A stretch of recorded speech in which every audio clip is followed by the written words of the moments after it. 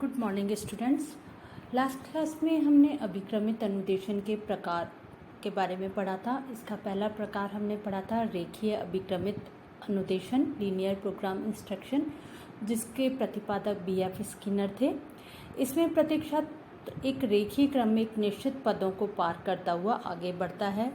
इसमें हमने इसके जो प्रक्रिया में देखा था कि इसमें फ्रेम होता है, फ्रेम में कुछ सूचना दी गई होती है, सूचना से संबंधित फिर प्रश्न होते हैं। छात्रों को वो सूचना पढ़नी पड़ती है, पहले वो सूचना उद्दीपक का कार्य करती है और उसके लिए फिर उनको प्रश्न पढ़ के उसकी अनुक्रिया करनी होती है।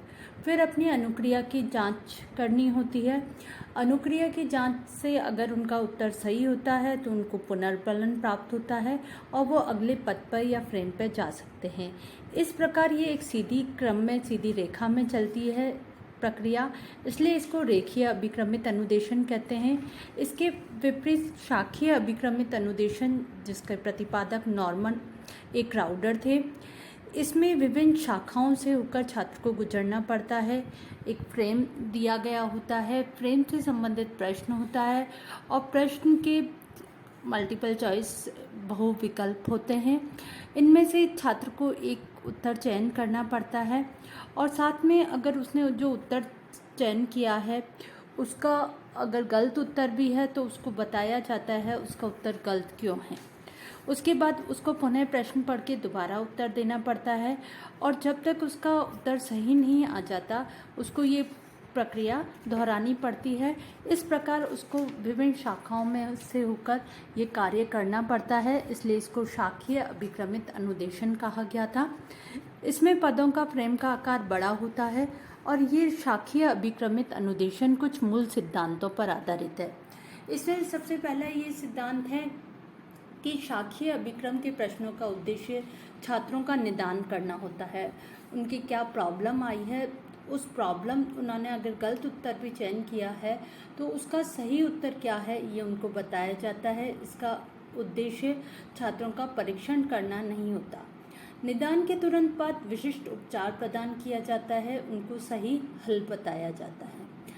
दूसरा, इसमें छात्रों द्वारा दी गई त्रुटिपूर्ण अनुक्रियाएं अधिगम में बाधक नहीं होती, बल्कि छात्रों को अध्ययन के निर्देशन प्रदान करती हैं। अगर छात्र ने गलत अनुक्रिया दी है, गलत उत्तर चयन किया है तो वो उनके सीखने में बाधक नहीं है, बल्कि उनको उससे नई जानकारी सीखने को मिलती है और इससे नया ज्ञान प्राप्त होता है, उनको गाइडेंस मिलती है। इस अभिक्रम में मानव अधिगम के प्रतिमान को प्रत्यक्ष रूप में सरलता से प्रयुक्त किया जा सकता है कि मानव किस प्रकार सीखता है, गलतियों से भी मानव किस प्रकार सीखता है, वो इस अधिगम में माना गया है। इसमें प्रश्नों के उत्तर को बहुविकल्पात्मक रूप में छात्रों के समक्ष प्रस्तुत किया जाता है। इससे उन्हें सही अनुक्रिया के चयन में सहायता मिलती है।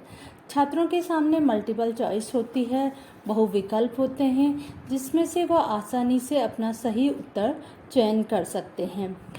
इस अभिक्रम में अधिगम की प्रक्रिया की अपेक्षा अधिगम उत्पादन को अधिक महत्व दिया जाता है कि जो लर्निंग प्रोसेस है उसके बजाय जो लर्निंग का प्रोडक्ट है वो कैसे तैयार किया जाता है वो बहुत महत्वपूर्ण है, इसमें वो बहुत इम्पॉर्टेंट है। शाखीय अभिक्रमित अनुदेशन कई प्रकार के हैं। इसमें या तो बहुविकल्पीय प्रश्न हो सकते हैं, मल्टीपल चॉइस क्वेश्चन हो सकते हैं जिसमें एक प्रश्न के कई उत्तर छात्रों को दिए जाते हैं और इसमें से सही उत्तर का चयन छात्र को करना पड़ता है। जो छात्र उत्तर चयन कर रहा है वो गलत है तो भी उसको गलत के साथ भी उसमें लिखा होता है उसको कौन से पृष्ठ पे उससे संबंधित जानकारी है, उसको उस गृह पृष्ठ पे जाके उस जानकारी को प्राप्त करना होता है।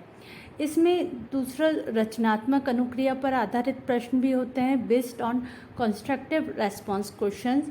इसमें सूचना के अंत में प्रश्न दिए होते हैं जिनमें उत्तर के लिए कोई विकल्प नहीं होता। जो छात्र है उसको सूचना के आधार पर उनके उत्तर स्वयं देने होते हैं। उत्तर की जांच भी स्वयं अधिगम करता ही करता है। वो अपनी रचनात्मकता, सृजनात्मकता का यहाँ उपयोग कर सकता है। इसके अलावा रचनात्मक विकल्पीय प्रश्न भी होते हैं, कंस्ट्रक्टिव चॉइस क्वेश्चन। इसमें स्टूडेंट्स को प्रश्न का उत्तर लिखना पड़ता है और उसके बाद पृष्ठ पलटकर अपनी अनुक्रिया की पुष्टि करनी होती है। अधिगमकर्ता के अगले पृष्ठ पर पहुंचने पर उसे उपचारात्मक अनुदेशन दिए जाते हैं। इसी पेज पर सही अनुक्रिया के विकल्प भी चॉइस भी होते हैं। प्रत्येक चॉइस के लिए उपचारात्मक अनुदेशन दिया जाता है और छात्र की अनुक्रिया जिस विकल्प से मिलती है उसी के उपचारात्मक अनुदेशन का छात्र अध्ययन करता है। गलत अनुक्रिया के लिए उपचारात्मक अनुदेशन की सहायता प्रदान की जाती है। इसके अलावा कुछ ब्लॉक क्वेश्चंस भी होते हैं। इसमें आंसरिंग पैसेज किस तरह होता है और इससे संबंधित प्रश्नों के उत्तर छात्र को देने होते हैं। इसमें ना तो छात्र की अनुक्रिया की पुष्टि की जाती है और ना गलत अनुक्रिया के लिए उपचारात्मक शिक्षण प्रदान किया जाता है। इस प्रकार के प्रश्नों का निर्माण प्रश्न परीक्षण के लिए होता है। इसमें सबसे ज़्यादा उपयोगी बहुविकल्पीय प्रश्न मल्टीपल चॉइस क्वेश्चन ही प्रयुक्त किए जाते हैं। इसके अलावा हम तीसरा प्रकार जो अभिक्रमित अनुदेशन का है, मैथेटिक्स अभिक्रम, जिसको हम अवरोही अभिक्रम के नाम से भी जानते हैं। इसके प्रतिपादक थॉमस एफ गिलबर्ट थे। इन्होंने 1962 में इस अभिक्रम की रचना की। मैथेटिक्स शब्द एक यूनानी शब्द मैथिन से लिया गया है, जिसका अर्थ होता है सीखना। इसमें विषय वस्तु कंटेंट की अपेक्षा अध्ययनकर्ता जो स्टूडेंट है उसकी क्रियाओं को अधिक महत्व दिया जाता है। गिलबर्ट ने मैथेटिक्स अभिक्रम की परिभाषा बताई है कि अवरोही अभिक्रमित अध्ययन मैथमेटिक्स प्रोग्राम लर्निंग जटिल व्यवस्था, समूह विश्लेषण एवं पुनर्निर्माण के लिए पुनर्वलन के सिद्धांतों का व्यवस्थित प्रयोग है, जो शिक्षण सामग्री के पूर्ण अधिकार का प्रतिनिधित्व करता है। इस प्रकार के अनुदेशन में छात्र सभी प्रकार की निष्पत्तियों को क्रियाओं द्वारा सीखता है। इसके अंतर्गत व्यवहार में विभेदीकरण, सामान्यीकरण और श्रृंखला को महत्व दिया जाता है और सभी प्रकार के अनुदेशन में इन तीनों व्यवहार का शिक्षण किया जाता है। ये अभिक्रम जो अधिगम है मैथेटिक्स अभिक्रम, ये कुछ अवधारणाओं अजम्पशन पर आधारित है। ये अवधारणाएं निम्न है। इसमें सबसे पहले पाठ्य वस्तु के स्वामित्व के लिए अवरोही श्रृंखला अधिक उपयोगी होती है कि अवरोही श्रृंखला जो एक चेन बनती है उसके द्वारा हम कंटेंट को आसानी से स्टूडेंट को बता सकते हैं। दूसरा, इसमें ये माना गया उद्दीपन स्टिमुलस और अनुक्रिया रेस्पॉन्स ही पाठ्य वस्तु के स्वरूप को निर्धारित करते हैं। स्टिमुलस और रेस्पॉन्स पर ही पूरा कंटेंट डिपेंड करता है। यह अभिक्रम अधिक प्रेरणादायी क्रियाओं के लिए प्रभावशाली है।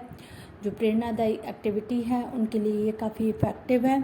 अधिगम की परिस्थिति में विभेदीकरण, सामान्यीकरण और श्रृंखला अधिगम अधिक प्रभावशाली होता है।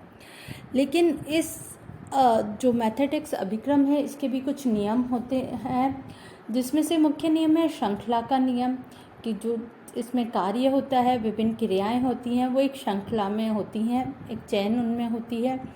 पहले उद्दीपन फर्स्ट है, फिर उसकी अनुक्रिया होगी, उसके बाद दूसरा उद्दीपन होगा तो दूसरे की अनुक्रिया।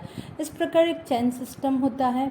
विभेदीकरण के नियम में जहाँ उद्दीपन और अनुक्रिया विभिन्न प्रकार की होती हैं, वहाँ विभेदीकरण का डिफरेंशिएशन का नियम प्रयुक्त किया जाता है। एक इसमें सामान्यीकरण का नियम भी होता है। इस नियम का उपयोग उन परिस्थितियों में किया जाता है जहाँ कई उद्दीपन के लिए एक ही अनुक्रिया दी जा सकती है। कई उद्दीपनों में समान तत्व होने पर एक अनुक्रिया पर्याप्त होती है। इसे सामान्यीकरण का नियम कहते हैं। जैसे अगर कई उद्दीपन हैं, विभिन्न प्रकार के हमने नाम दे दिए, गोभी, मटर, टमाटर, तो इनके लिए एक अनुक्रिया हम एक वर्ड यूज कर सकते हैं सब्जी, कि ये विभिन्न सब्जियों के नाम हैं, इसलिए इनको हमने एक नाम विभिन्न उद्दीपन के लिए एक अनुक्रिया दे दी, सब्जी या वेजिटेबल्स। इस प्रकार मैथेटिक्स अभिक्रम भी काफ़ी इम्पॉर्टेंट है, जो बच्चों के अनुदेशन में उपयोग में आता है। ये इसकी कई विशेषताएं होती हैं। यह अभिक्रम बहुत आसान और रुचिबद्ध होता है, स्टूडेंट को पढ़ने में इसके द्वारा इंटरेस्ट आता है। ये अन्य अभिक्रम की अपेक्षा अधिक प्रभावी भी होता है, इफ़ेक्टिव होता है। यह सभी के सहयोग से बनाए जाने के कारण इसमें अशुद्धियाँ कम रहती हैं। इसमें कार्य की पूर्णता ही पुनर्वलन का साधन होती है।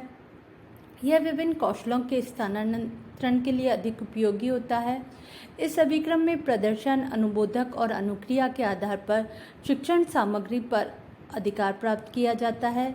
इस अभिक्रम की पाठ्य सामग्री में नियम उदाहरण या उदाहरण नियम दोनों प्रवृत्तियों का प्रयोग किया जाता है। इस प्रकार से जो अभिक्रमित अनुदेशन है 3 प्रकार का है। इसमें मुख्य रूप से आपके रेखीय अभिक्रमित अनुदेशन और शाखीय अभिक्रमित अनुदेशन का ज़्यादा यूज होता है।